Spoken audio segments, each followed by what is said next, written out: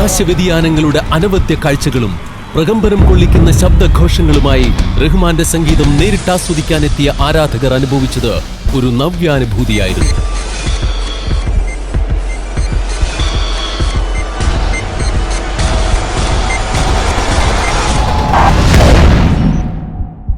How is the show? അല്ലെങ്കിൽ how do you expect the show to be?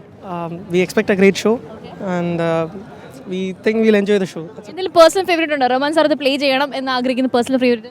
ഉണ്ട്, പക്ഷെ അത് കൺസേർട്ടിന് പറ്റുമെന്ന് എനിക്കില്ല. എന്നെ I like that song very much. 23-നും 24-നും അതിരാവിലെ തന്നെ AR റഹ്മാൻ എന്ന ലോകോത്തര സംഗീതജ്ഞന്റെ പ്രകടനം നേരിട്ടാസ്വദിക്കാനെത്തിയവരുടെ നീണ്ട നിരയായിരുന്നു അങ്കമാലി അഡ്ലക്സ് കൺവെൻഷൻ സെന്ററിൽ.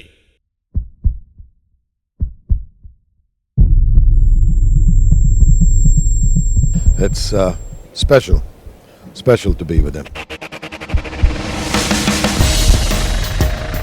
എപ്പോഴും ഒരു സന്തോഷമായ ഒരു കാര്യമാണ്. എന്ന് വെച്ചാൽ സാറിൻ്റെ കൂടെയല്ലേ നമ്മുടെ കരിയർ തുടങ്ങിയത്.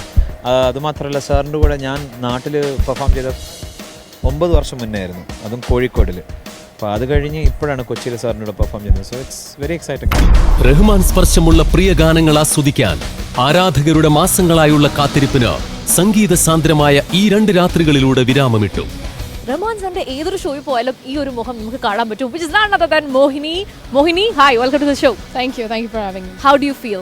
Very overwhelmed, very happy, very excited to be here in Kochi as always, and very much looking forward to the show. But yes, definitely I'm happy and looking forward to a great concert. നമ്മുടെ സ്വന്തം കൊച്ചിയിലല്ലേ.